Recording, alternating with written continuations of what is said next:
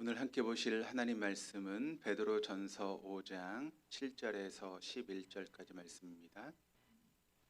베드로전서 5장 7절에서 11절까지 말씀, 우리 한 절씩 교독하시겠습니다. 너희 염려를 다 주께 맡기라. 이는 그가 너희를 돌보심이라.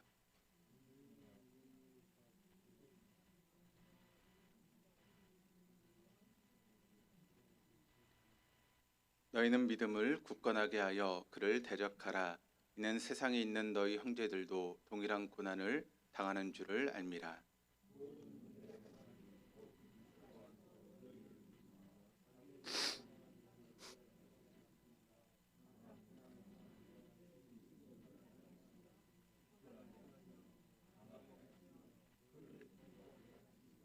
같이 읽겠습니다.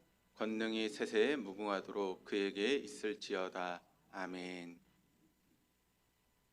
할렐루야.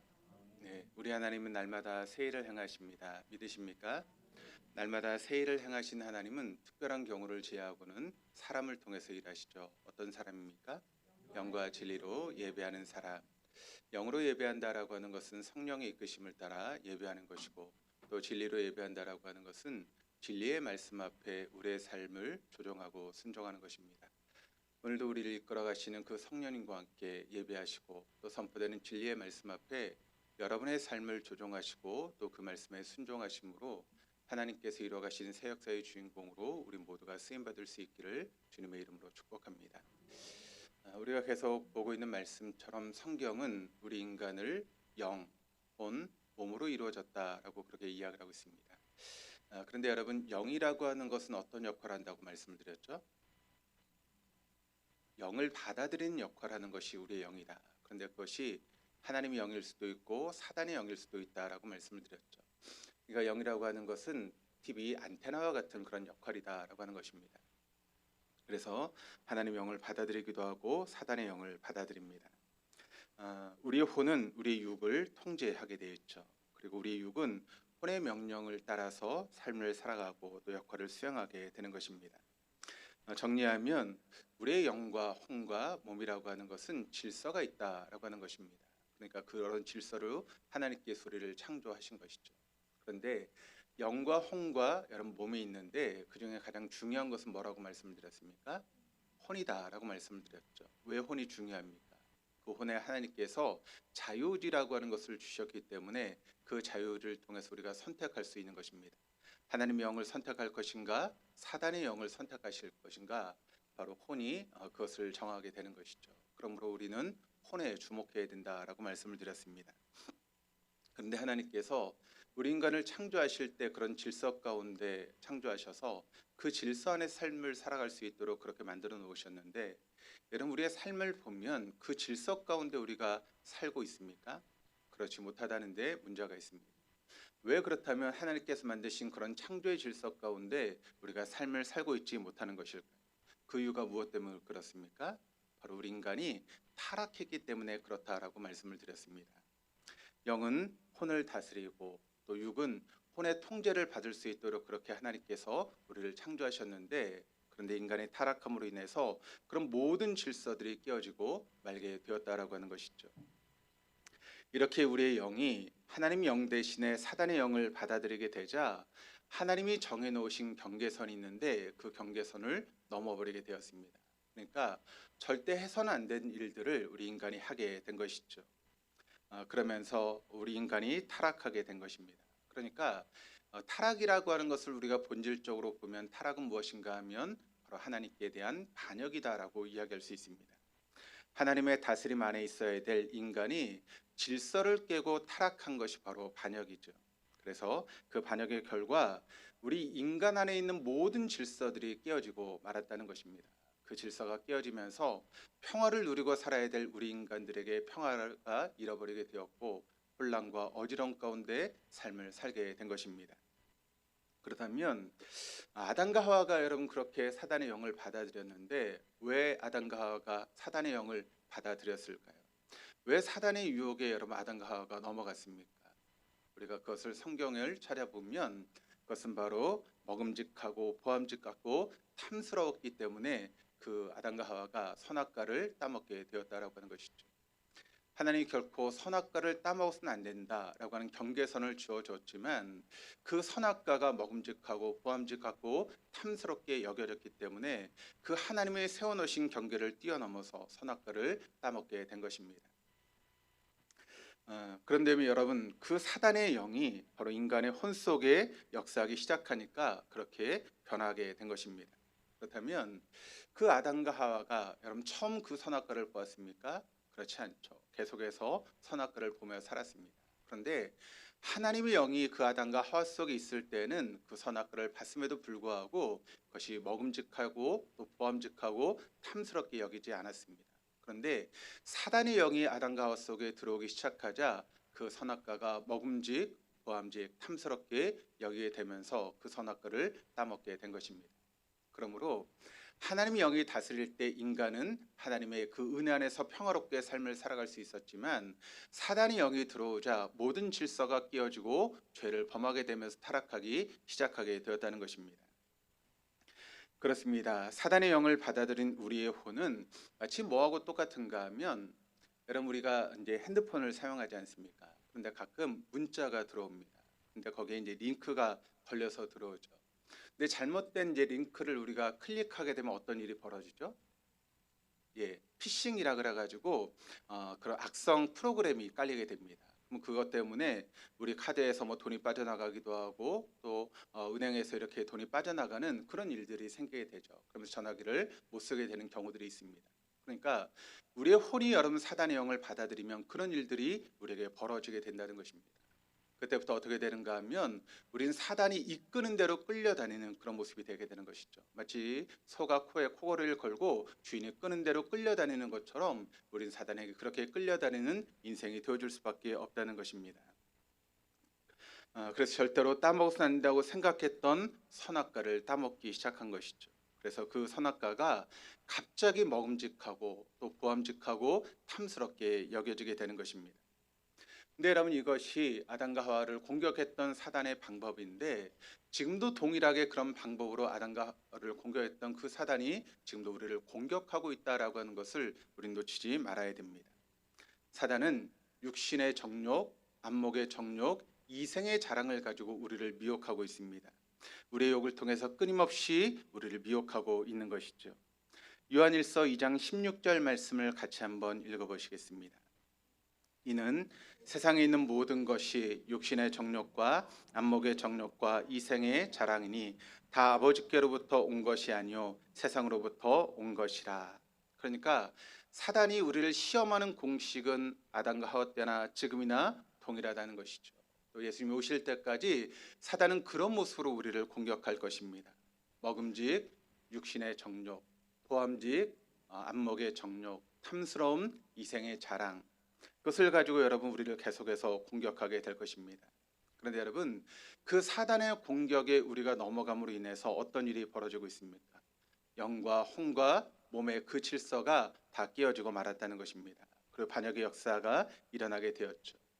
하나님이 창조하셨을 때는 그런 모든 것들이 다 질서를 이루며 한 몸을 이루고 있었습니다. 그래서 영 따로 혼 따로 몸 따로가 아니라 온전한 한 몸을 이루면서 평화를 이루고 삶을 살아갔던 우리 인간이 그 사단의 영을 받아들이기 시작하면서 영과 혼과 몸의 그런 모든 질서가 깨어지기 시작하면서 우리의 삶 가운데 어려움이 찾아오기 시작했죠. 그러면서 평화가 사라지고 온갖 트러블이 일어나기 시작한 것입니다. 그리고 죽음의 역사가 시작되게 된 것입니다. 하나님의 창조 안에 그 에덴 동산에 있을 때 우리 인간은 영원히 살 수 있는 그런 존재였습니다. 그런데 인간이 죄를 짓고 나서 하나님에 의해서 에덴 동산에 쫓겨나기 시작하면서 인간에게 죽음이 찾아오게 된 것입니다. 여러분 죽음이 뭐라고 말씀을 드렸습니까?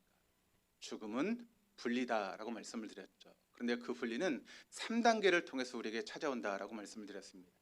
첫 번째 단계는 어떤 단계이죠? 어떤 분리가 찾아옵니까? 하나님과 인간의 교제가 끊어졌다. 그 분리가 찾아오게 되었다는 것입니다. 에덴 동산에서 인간이 살 때는 하나님과 교제하며 인간이 살았습니다. 그래서 하나님과 교제하고 하나님 앞에 나아가는 것이 어렵지 않은 그런 삶을 살았죠. 근데 아담과 하와가 범죄하고 나서 하나님에 의해서 인간이 에덴 동산에서 쫓겨나기 시작하면서 그때부터 하나님과 인간은 분리되기 시작했습니다. 하나님과 인간의 모든 교제가 끊어지게 되었다는 것입니다. 그래서 여러분, 우리가 구약을 보면 인간이 하나님 앞에 나아갈 수 있었습니까? 하나님께 나아갈 수 없었죠. 그렇다면 인간이 어떻게 하나님께 나아갈 수 있었습니까? 제사장을 통해서만 인간이 하나님께 나아갈 수 있었습니다. 그러니까 우리 인간이 개인적으로 하나님과 교제하고 하나님께 나아갈 수 있는 방법은 없었다는 것이죠. 그저 제사장이라고 하는 그런 중간 단계를 통해서 하나님께 나아갈 수 있었습니다. 그러니까 그것이 바로 인간의 죄로 인해서 끼어진 그런 모습이라는 것입니다. 그런데 두 번째, 어떤 분리가 시작되기 시작하는가 하면 혼과 몸이 분리되는 그런 분리가 두 번째 찾아오게 되었습니다. 뭐하고 똑같다라고 말씀을 드렸습니까? 바로 꽃다발과 똑같다라고 말씀을 드렸죠. 여러분, 우리가 꽃다발을 보면 얼마나 아름답습니까? 또 얼마나 화려합니까? 그런데 그 꽃다발이라고 하는 것은 뿌리로부터 여러분 끊어진 것 아니겠습니까? 그러면 그 꽃다발이 아무리 화려하고 아름답다 할지라도 그 꽃다발은 서서히 죽어가고 있는 것입니다. 그렇습니다. 하나님과 여러분 교제가 끊어진 우리 인간은 서서히 죽어가다가 어떻게 됩니까? 혼이 몸을 떠나게 될 때 우리는 그것을 죽었다라고 이야기를 하죠. 세 번째 분리는 영원한 분리입니다. 우리의 혼은 영원한 지옥불에 떨어지게 되고 우리의 몸은 불에 태워지든가 땅에 묻히든가 그렇게 하면서 영원한 분리가 우리에게 찾아오는 것입니다. 이것이 바로 죽음이라고 하는 세 가지 분리의 단계를 의미하고 있습니다. 그래서 우리는 영원히 분리되어서 죽을 수밖에 없는 그런 존재가 되었는데, 그런 우리를 위해서 하나님 누구를 보내주셨습니까? 바로 예수님을 이 땅에 보내주셨죠. 그리고 예수님이 공생의 삶을 사시고 우리의 모든 죄를 짊어지시고 십자가에 죽으심으로 우리가 구원을 얻는 놀라운 은혜가 우리에게 주어지게 된 것입니다. 그래서 지금은 우리가 하나님 앞에 담대하게 나아갈 수 있는 은혜를 예수님을 통해서 얻게 된 것입니다. 우리를 구원해 주신 예수님께서 이 땅에 오셔서 공생의 삶을 사셨는데, 예수님이 사셨던 그 공생의 삶을 우리가 바라보면 우리가 어떻게 삶을 살아가야 되는지에 대해서 알 수 있게 됩니다. 왜냐하면 예수님 우리에게 모범이 되시고 또 승이 되신 그런 분이시기 때문에 예수님의 공생의 삶을 우리가 배우고 또 그대로 살아가면 우리의 삶은 승리하는 삶이 되어줄 수 있는 것입니다. 우리가 지난 주일 이 부분을 함께 나누게 되었죠. 그래서 예수님이 하나님의 옷을 완벽하게 재현하신 원본과 모범이 되시는 그런 분이신데, 그런 예수님을 카피하며 살았던 사람들이 있습니다. 누굴까요? 바로 초대교회 믿음의 성도들입니다. 그 초대교회 믿음의 성도들이 바로 예수님의 삶을 카피했던 그런 삶이다라고 하는 것을 우리가 보게 됩니다. 여러분, 초대교회 믿음의 성도들을 우리가 보게 되면 예수님께서 이제 승천하시며 그 사람들에게 어떤 말씀을 하셨습니까? 내가 가면 이제 너에게 성령을 보내줄 것이다. 그러니까 너희는 그 성령을 기다리라라고 하는 그런 말씀을 예수님께서 하셨습니다. 그 이야기를 들었던 예수님의 제자들과 120명의 문도들이 마가의 다락방에서 모여서 그 성령을 기다리기 시작했습니다. 그리고 마침내 열흘째 되던 날에 예수님이 약속하신 그대로 성령께서 그 제자들에게 찾아오시기 시작했죠. 그러자 여러분, 그들이 성령을 받게 되자 그들의 삶이 순식간에 변화되어지는 놀라운 역사를 일으켰다라고 하는 것을 우리가 보게 됩니다. 왜 그런 삶을 살게 되었는가 하면 그들을 지배하는 영이 바뀌었기 때문에 그렇습니다. 초대 예루살렘 교회 성도들은 그냥 그들의 영이 성령을 모셔드린 것밖에 없습니다. 그런데 성령을 모셔드리게 되자 그들의 삶의 모습이 완전히 바뀌게 되는 놀라운 역사가 일어날 수 있게 되었다는 것입니다. 요즘 차를 이제 나오는 것을 보면 차들이 참 좋아진 것 같습니다. 작년인가 제가 이제 그 목회자 그 세미나를 한번 참석을 했는데, 거기에 이제 우리 지방의 목사님이 함께 참석을 하면서 그 목사님이 차를 바꾸셨더라고요. 그런데 거기 보니까 그 차에 뭐가 있는가 하면 주행 보조 시스템이라고 하는 그런 장치가 있는 것을 보았습니다. 여러분, 이게 무슨 장치인가 하면 고속도로가 되었든 혹은 전용 차로가 되었든 자동차가 이제 가면 그것을 키면 앞차와의 거리를 일정하게 유지합니다. 또 속도도 정한 속도로 이렇게 가게 되고, 또 어떤 목적지를 딱 이렇게 정해 놓으면 차가 이제 뭐 차로를 바꾸면서 그 목적지를 향해서 갈 수 있게 그렇게 만들어 놓은 그런 차입니다. 근데 똑같은 차를 가지고 계신 목사님이 계셨습니다. 물어보시더라고요. 그걸 사용을 하냐고. 그랬더니 겁이 나서 그걸 사용을 못 하겠다는 거예요. 그러면서 나는 한 번도 사용해 보지 못했다라고 그런 이야기를 하시더라고요. 그러니까 그 목사님이 너무 답답해하면서 그 좋은 걸 그렇게 좋은데 왜 사용하지 않느냐고 그렇게 이야기하는 것을 들었습니다. 여러분, 그 주행 보조 장치만 딱 켜면 그 차가 모든 것을 알아서 해줍니다. 속도도 정해주고 가는 길도 정해주고, 그럼 사람은 그냥 핸들만 잡고 있으면 저절로 목적지까지 안내하는 그런 장치이죠. 그럼 초대교회 성도들이 바로 그런 삶을 살았다는 것입니다. 성령을 모셔드리고 그 성령의 인도하심 따라 그렇게 순종하는 삶을 살아갔을 때 그들의 삶 가운데 이런 놀라운 변화가 일어나게 되었다는 것이죠.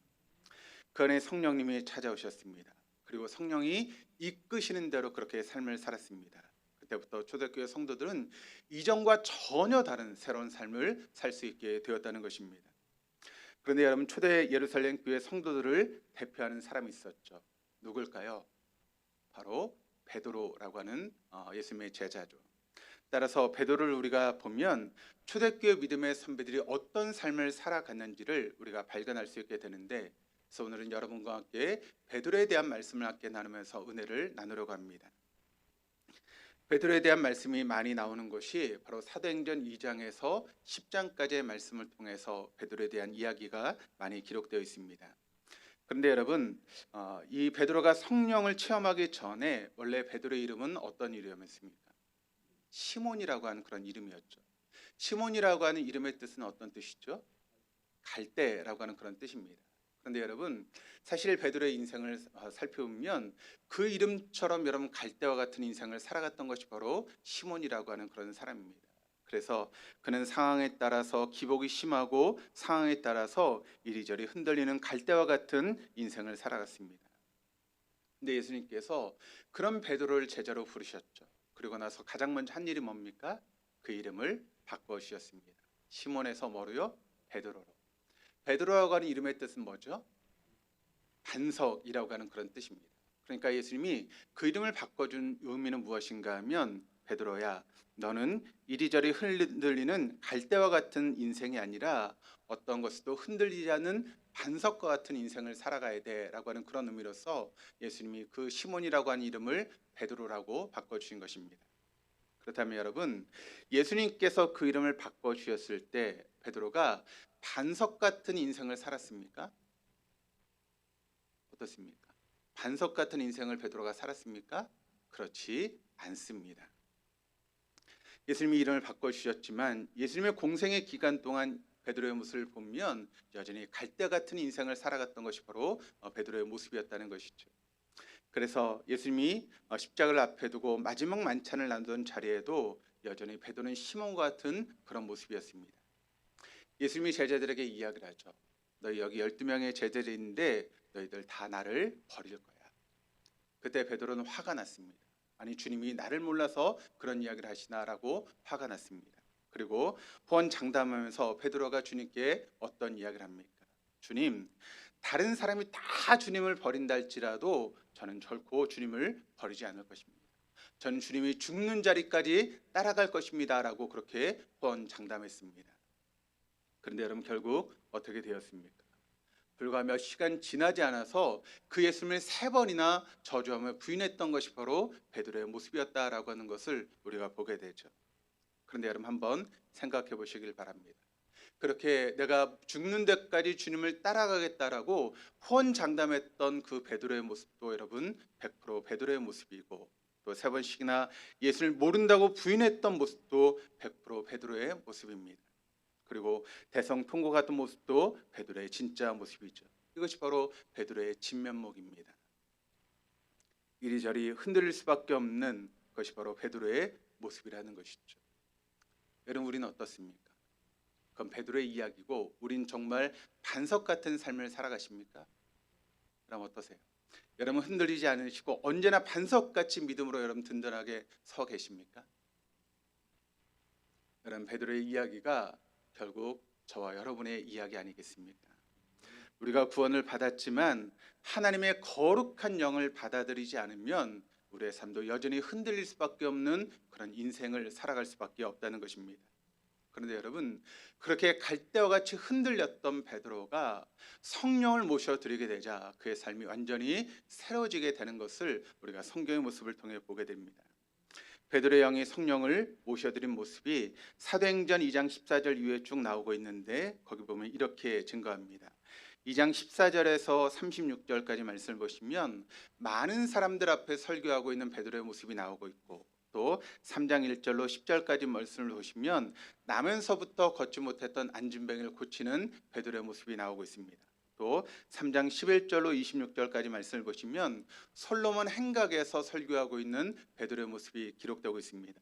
또 4장 1절에서 22절까지 말씀을 보시면 의 앞에 끌려 나오고 있는 베드로의 모습이 기록되고 있고, 5장 1절에서 11절은 아나니아와 삽베라를 책망하는 베드로의 모습이, 그리고 5장 17절로 42절까지 말씀을 보시면 대제사장에게 끌려가서 신문받고 있는 베드로의 모습이 나오고 있습니다. 또 9장 32절로 35절까지 말씀을 보시면 중풍병 환자였던 애니아를 고치는 베드로의 모습이, 또 9장 36절에서 41절까지 말씀을 보시면 죽은 도로가를 살리고 있는 베드로의 모습이 나오고 있고, 또 10장 1절로 48절까지 말씀을 보시면 이방인이었던 고넬료에게 세례를 베풀고 복음을 증거하고 있는 베드로의 모습이 나오고 있습니다. 이와 같은 베드로의 모습을 우린 네 가지로 정리해 볼 수 있는데, 첫 번째는 하나님의 말씀을 전하고 있는 베드로의 모습을 사도행전의 말씀을 통해 발견하게 됩니다. 2장 14절로 36절까지, 3장 11절로 26절까지 말씀이 그렇게 기록되고 있는데, 이렇게 베드로가 설교하게 되었을 때 그 설교를 들었던 사람들의 반응이 어떤 반응인가를 성경이 우리에게 증거하고 있는데, 사도행전 2장 37절, 38절 말씀을 같이 한번 읽어보시겠습니다. 그들이 이 말을 듣고 마음에 찔려 베드로와 다른 사도들에게 물어 이르되, 형제들아 우리가 어찌할꼬 하거늘. 베드로가 이르되, 너희가 회개하여 각각 예수 그리스도의 이름으로 세례를 받고 죄 사함을 받으라. 그러면 성령의 선물을 받으리니. 또 2장 41절 말씀도 같이 읽겠습니다. 그 말을 받은 사람들은 세례를 받음에 이날에 신도의 수가 3,000이나 더하더라. 자, 베드로가 설교를 하게 되었을 때 어떤 일이 벌어졌는가 하면 사람들이 그 이야기를 듣고 마음의 찔림을 받게 되었다는 것입니다. 그러면서 우리가 어떻게 해야 됩니까? 라고 하는 것을 이제 제자들에게 묻게 되었을 때 베드로가 이야기를 하죠. 너희가 회개를 해야 된다. 그리고 성령을 받아야 된다라고 이야기를 합니다. 근데 그때 회개라고 예수님께 돌아왔던 사람들의 숫자가 몇 명인가 하면 3,000명의 사람들이 회개하고 예수님께 돌아오는 놀라운 역사가 일어나게 되었다는 것입니다. 그런데 여러분, 베드로가 이때 설교를 했는데 베드로가 이 시간 설교를 하기 위해서 미리 준비한 설교가 아니었습니다. 그가 주석을 찾고 신학 서적을 뒤지고 해서 찾았던 설교가 아니었다는 것입니다. 그가 즉석에서 일어나서 했던 설교가 바로 이 설교였는데, 그 설교를 통해 사람들이 마음에 찔림을 받고 3,000명이 회개하고 돌아오는 그런 놀라운 역사가 있게 되었다는 것이죠. 그런데 여러분, 그 베드로가 어떤 사람입니까? 어부였고 일자무식의 그런 사람 아니었습니까? 뭐 성경을 제대로 배운 사람도 아니었고 학문을 배웠던 사람도 아니었고 또 어떤 글자를 배운 사람도 아닌 일자무식의 그런 어부 베드로였습니다. 그런데 어떻게 여러분 베드로가 그런 설교를 할 수 있었을까요? 그 해답을 오늘 말씀 요한복음 16장 12절 13절 말씀이 우리에게 증거하고 있는데 같이 한번 읽어보시겠습니다. 내가 아직도 너희에게 이를 것이 많으나 지금은 너희가 감당하지 못하리라. 그러나 진리의 성령이 오시면 그가 너희를 모든 진리 가운데로 인도하시리니 그가 스스로 말하지 않고 오직 들은 것을 말하며 장래 일을 너희에게 알리시리라. 자기 말씀을 보니까 성령께서 우리에게 모든 것을 다 알려주신다라고 이야기를 하고 있습니다. 그리고 우리의 입술을 책임져 주시겠다라고 그렇게 이야기를 하고 있습니다. 그렇습니다. 베드로가 지금 성령 충만해서 성령께서 알려주신 그것을 사람들에게 설교하며 증거했을 때 그 이야기를 들었던 사람들의 마음이 찔림을 받고 3,000명의 사람들이 회개하고 돌아오는 놀라운 역사가 있게 되었다는 것입니다. 인간 베드로가 이런 설교를 해서 사람들이 변화시킬 수는 없습니다. 그러나 성령 충만했던 베드로가 그 성령의 말하게 하심을 통해서 말하게 되었을 때 이런 놀라운 역사가 일어나게 되었다라고 하는 것을 우리가 보게 됩니다. 두 번째는 영적인 능력을 향하고 있는 베드로의 모습을 우리가 보게 되는데, 나면서부터 한 번도 걷지 못했던 안진뱅이를 일으키게 되었습니다. 아나니아와 삽비라를 그렇게 꾸중하게 되었고, 또 중풍병자였던 애니야를 고쳐주었고, 또 죽은 도르가를 살리는 베드로의 모습을 우리가 보게 되는데, 이렇게 베드로가 놀라운 영적인 능력을 발휘하는 그런 모습을 우리가 주목해서 보면 베드로가 이런 일들을 벌이는 데 있어서 조금도 주저함이나 망설임이 없었다라고 하는 것을 우리가 말씀을 통해 발견하게 된다는 것이죠. 성령이 그에게 그런 마음을 주셨습니다. 여러분, 그때 베드로는 담대하게 주저함 없이 바로 그런 놀라운 영적인 능력을 일으키게 되었다는 것입니다. 이 말씀을 준비하고 보면서 만약 내가 그 같은 상황에 있었다면 나도 그랬을까라고 하는 그런 생각을 한번 해보게 되었습니다. 만약 제가 어떤 병원에 가서 한 번도 걸어보지 못한 분에게 이제 예배를 드리고 이제 기도하려고 하는데 성령께서 저에게 그런 마음을 주십니다. 이 사람을 위해서 기도해라. 그럼 이 사람이 한 번도 걷지 못했던 사람인데 그 사람이 걷게 될 것이다라고, 그리고 성령이 그런 마음을 주셨습니다. 그러면 제가 어떻게 할까요? 그리고 제가 어떻게 하겠습니까? 아멘하고 그렇게 이제 바로 이렇게 기도하겠습니까? 어떨까요? 아마 제 머릿속에 수가지 생각들이 생각나게 될 것입니다. 혹시 이게 성령의 음성이 맞을까? 혹시 사단이 주는 음성은 아닐까? 혹시 내가 손을 얹고 그렇게 담대하게 선포하며 기도했는데 혹시 일어나지 못하면 어떻게 될까? 그런 여러 가지 생각들이 아마 제 머릿속에 있을 것입니다. 물론 기도는 하겠지만 그렇게 담대하게 선포하며 기도할 수 있을까라고 하는 그런 마음이 제 마음가운데 있었습니다. 그런데 성령 충만했던 베드로는 그렇게 하지 않았다는 것입니다.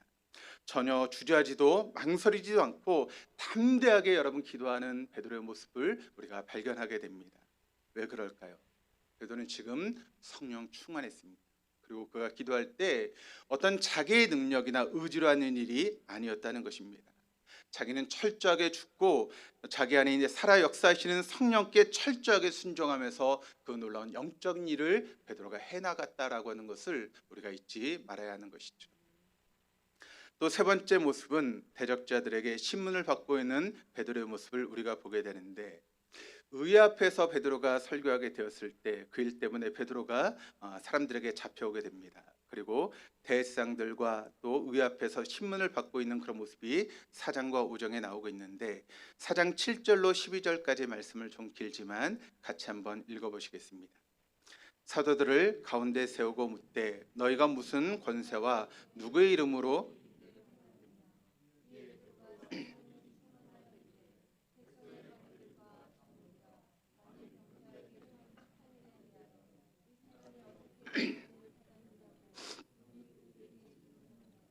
너희와 모든 이스라엘 백성들은 알라.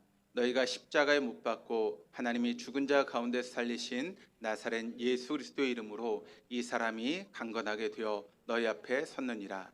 이 예수는 너희 건축자들의 버린 돌로서 집 모퉁이의 머릿돌이 되었느니라. 다른 이로서는 구원을 받을 수 없나니 천하 사람 중에 구원을 받을 만한 다른 이름을 우리에게 주신 일이 없음이라 하였더라. 지금 베드로가 이런 이야기를 하고 있는데, 지금 뭐 하고 있는 가운데 베드로가 이런 이야기를 하고 있습니까? 바로 지금 대적자들에게 신문을 받고 있는 가운데 베드로가 지금 이런 이야기를 하고 있다는 것입니다. 지금 베드로를 신문하고 있는 사람들이 누구입니까? 바로 불과 2달 전에 예수님이 십자가에 죽게 했던 사람들이 바로 베드로를 신문하고 있는 것입니다. 근데 여러분, 베드로가 그때 예수님이 여러분 그들에게 잡혀가서 고문을 당하시고 십자가에 죽으시는 모습을 바라보지 않았습니다.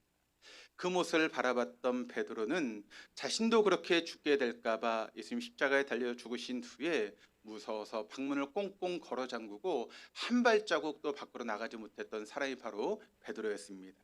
그런데 그랬던 베드로가 지금 그 적대자들 앞에서 죽음을 두려워하지 않게 담대하게 복음을 선포하고 있는 모습을 우리가 발견할 수 있게 되는 것입니다. 어떻게 이런 일이 가능할까요? 그렇게 무서워서 벌벌 떨던 베드로가 그 대적자들 앞에서 담대하게 말씀을 선포할 수 있었던 이유는 여러분 무엇 때문이라고 생각을 하십니까? 그 해답이 8절 말씀에 우리에게 증거하고 있는데 이렇게 증거합니다. 이에 베드로가 성령이 충만하여 이르되, 그렇습니다. 베드로가 성령 충만하게 되었을 때 그는 죽음조차도 겁내지 않는 사람이 되었다라고 하는 것입니다. 하나님의 거룩한 영이 이 베드로를 강력하게 지배하게 되었을 때 베드로는 죽음조차도 두려워하지 않는 그런 담대한 삶을 살 수 있게 되었다라고 하는 것입니다. 그런데 웃긴 것은 오히려 적대자들의 모습이 더 웃긴 모습으로 나타나고 있습니다. 4장 16절에서 20절까지 말씀을 보시면 베드로가 그렇게 복음을 증거하는 것을 데리고 와서 이렇게 신문하게 되었을 때 베드로가 담대하게 말씀을 선포하자 이 대적자들이 지금 베드로를 죽일 수도 없고 살릴 수도 없는 난처한 지경에 처했습니다. 죽이자고 하니 많은 무리들이 그 베드로를 따르고 있어서 그들이 폭동을 일으킬 것 같아서 겁나서 죽일 수도 없고, 또 살려보내자고 하니 입만 열면 예수를 선포하니 이것을 살려줄 수도 없고 난처한 상황에 빠지게 된 것이죠. 그래서 그들이 베드로에게 겁을 주기 시작합니다. 다시는 그런 얘기를 입 밖으로 내지 마라, 아니면 너는 그러면 죽을 수 있어 라고 그렇게 이야기를 했죠. 근데 베드로가 그 이야기를 듣고 어떻게 이야기를 합니까? 그래, 너희 마음대로 해. 죽이려면 죽이고 살리면 살려. 죽으면 하나님께 가니 좋은 것이고, 또 살면 하나님께 주신 말씀을 계속 선포하면 되니 뭐 죽이든 살리든 너희 마음대로 해라. 내가 하나님 말씀을 듣는 것보다 너희 말을 듣는 게 더 옳은 일이니 우리는 보고 들은 것을 말할 수밖에 없다라고 그렇게 베드로는 이야기를 합니다. 그렇게 서술이 시퍼랬던 그들이 성령 충만한 베드로 앞에 그들은 아무것도 할 수 없는 상태가 되었다라고 하는 것을 우리가 보게 됩니다. 그리고 마지막 네 번째 모습은 주님의 명령에 철저하게 순종하는 베드로의 모습이었습니다. 사도행전 10장을 보시면 베드로가 한 번도 생각하지 못했던 그런 일들이 벌어지게 되는데, 그것은 무엇인가 하면 바로 이방인들에게 복음을 증거하라고 하는 하나님의 말씀을 듣게 되는 것입니다. 여러분, 이방인들에 대한 유대인들의 생각이 어떤 생각이죠? 유대인들이 이방인을 어떻게 생각했습니까? 개 취급했습니다. 심지어는 이방인들은 하나님께서 지옥의 땔감으로 쓰기 위해서 사용하는 사람들이다라고 하는 그런 생각을 가질 정도로 유대인들에게 있어서 이방인들은 정말 아무런 가치가 없는 그런 사람들로 생각했죠. 그런데 그런 이방인들에게 복음을 증거하라라고 하는 것이 여러분 유대인의 입장에서 그것은 받아들일 수 없는 그런 일입니다. 그런데 사실 이야기가 베드로가 순종하기가 쉽지 않은 그런 이야기입니다. 왠가 하면 나 혼자는 그렇게 하나님 앞에 순종할 수 있지만, 그런데 이 일이 그 당시 초대교회였던 예루살렘 교회에 미칠 영향이 엄청난 것이었기 때문에 베드로가 쉽게 순종할 수 없는 그런 이야기였습니다. 그러나 성령 충만했던 베드로는 주님께서 명령하시자 묻지도 따지지도 않고 그 말씀에 순종하는 베드로의 모습을 발견하게 됩니다. 그러니까 여러분, 베드로의 모습을 보면 성령 충만 이전의 베드로와 성령 충만 이후의 베드로의 모습이 하늘과 땅만큼 차이가 나고 있다라고 하는 것을 우리가 발견할 수 있게 되는 것입니다.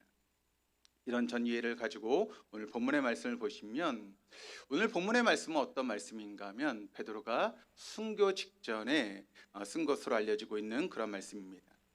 베드로 전서라고 하는 말씀을 베드로가 기록하고 한 2년 후 정도에 이제 베드로 후서의 말씀을 이제 기록하고 얼마 지나지 않아서 네로 황제에 의해서 베드로가 이제 순교를 당하게 됩니다. 그때가 AD 64년에서 68년 사이에 이뤄진 일들로 그렇게 알고 있는데, 베드로가 이제 자신이 주님 앞에 갈 수 있는 시간이 얼마 남지 않았다라고 하는 것을 직감하게 됩니다. 그리고 마지막으로 함께 신앙생활 했던 형제 자매들에게 마치 유언과 같은 말씀을 이제 기록하고 있는 것이 이 본문의 말씀인데, 7절 말씀이 이렇게 기록을 합니다. 우리 한번 7절 말씀 같이 한번 읽어보시겠습니다. 너희 염려를 다 주께 맡기라. 이는 그가 너희를 돌보심이라. 여러분, 우리가 성경을 보면 베드로는 참 염려와 근심과 걱정이 많았던 그런 사람이었다라고 하는 것을 보게 됩니다. 그런데 이렇게 걱정과 염려를 달고 살던 베드로가 성령 충만하자 급격하게 변화되었습니다. 그래서 그는 인생의 석양에서 믿음의 후배들에게 보낸 마지막 편지를 쓰면서 그 믿음의 후배들에게 이런 이야기를 하고 있는 것입니다. 여러분의 걱정, 여러분의 염려를 모두 하나님께 맡기십시오. 하나님께서는 여러분을 지금도 돌보시고 계십니다라고 담대하게 선포하는 것입니다. 그렇습니다. 평생을 근심과 걱정과 염려를 달고 살았던 베드로. 어제는 걱정, 오늘은 근심, 내일은 염려 가운데 살았던 그 베드로가 이런 영적인 원리를 터득하고 성령 충만하게 되었을 때 그런 모든 염려와 근심과 걱정들이 먼지처럼 사라지는 놀라운 일들이 벌어지게 되었다는 것입니다. 여러분들은 그렇게 살고 계시죠? 성령 충만하셔서 염려, 근심, 걱정들 다 내려놓고 담대하게 살고 계시죠? 예. 그렇게 살고 계시는 분들도 계시는데 여전히 염려하며 근심하며 걱정하며 살아가시는 분들이 계십니다. 왜 우리가 염려하며 근심하며 살아갈까요? 그 이유는 바로 우리 원수 마귀가 우는 사자와 같이 지금도 산길자를 찾고 있기 때문에 그렇습니다.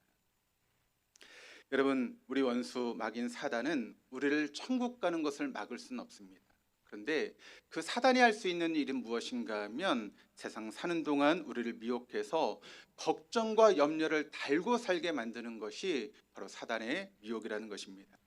그러므로 우리는 하나님이 우리를 돌보시고 계시다라고 하는 것을 여러분 믿으시기를 바랍니다. 우리의 삶 가운데 어떤 어려움과 어떤 상황이 우리에 놓인다 할지라도 모든 것을 합력하여 선을 이루신 하나님이 지금도 우리와 함께하고 있다라고 하는 것을 믿으시고 우리가 정신을 차리고 깨어있는 그런 삶을 살아가야 하는 것입니다.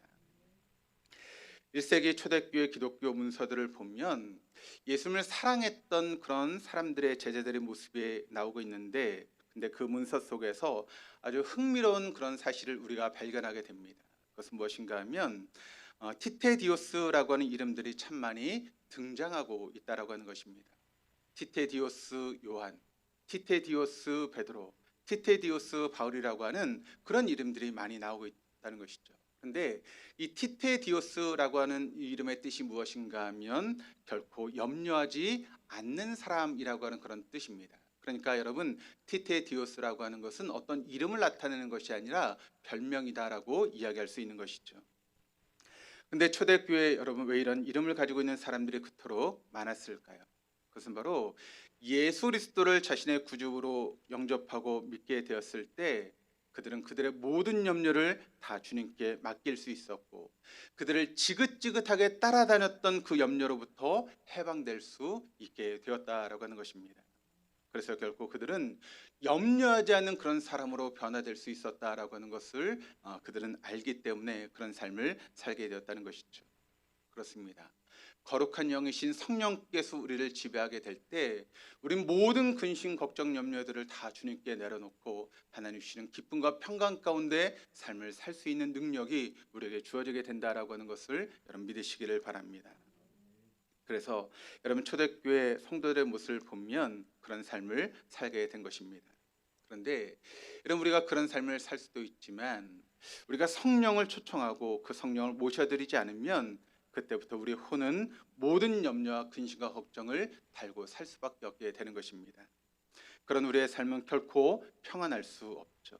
매일매일 계속되는 인생의 초행길을 걸어가면서 불안의 연속이고 실수 연발인 삶을 살아갈 수밖에 없는 것이 우리의 모습이라는 것입니다. 그러므로 우리가 초대교회 성도들에게 배워야 되는 신앙은 바로 단무지 신앙입니다.